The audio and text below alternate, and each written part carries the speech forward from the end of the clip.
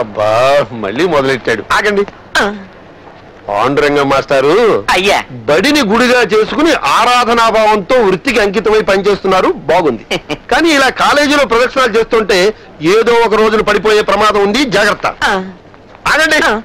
అయ్యా మీరు మహోపాధ్యాయులు, మీ మాట అనుల్లంఘనీయం. తర్వాత అంతా పైవాడిదయ్యా. టైం అవుతుంది, క్లాస్కి వెళ్ళండి. ఇలా కర్వాటుడొకండు ఓరి త్రాసుడా, ఓరి దుర్మార్గుడా, ఓరి మీ అమ్మ కడుపులు మాడా, ఇలా కొట్టి చంపుతున్నారేంట్రా? దొరికితే నీ మాట తీస్తాను. అసలు ఆ ప్రిన్సిపాల్ గారికి నీకు ఏం తెలుస్తొచ్చిందిరా? నేను ఇలా ఎందుకు ప్రదక్షిణాలు చేస్తున్నాను? ఇదంతా నా కర్మ. ఉమ్మడి మధ్యలో రా కొండల అడ్డంగా.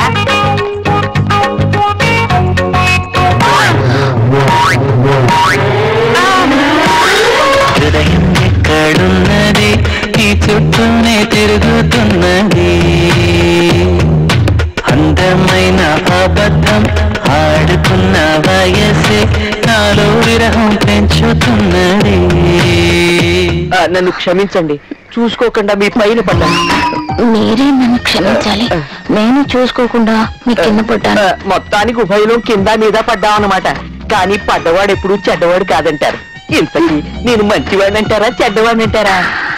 మీరు మా చెడ్డ మంచివాడు.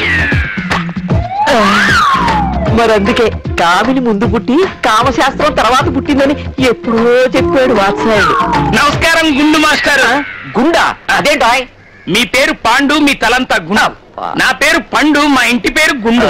అందుకే ఈ గుండు మాస్టర్ కి పండు నమస్కారం. ఇంతకీ నువ్వెప్పుడొచ్చావు? సరిగ్గా మీరు కామని మేడం మీద పడ్డా.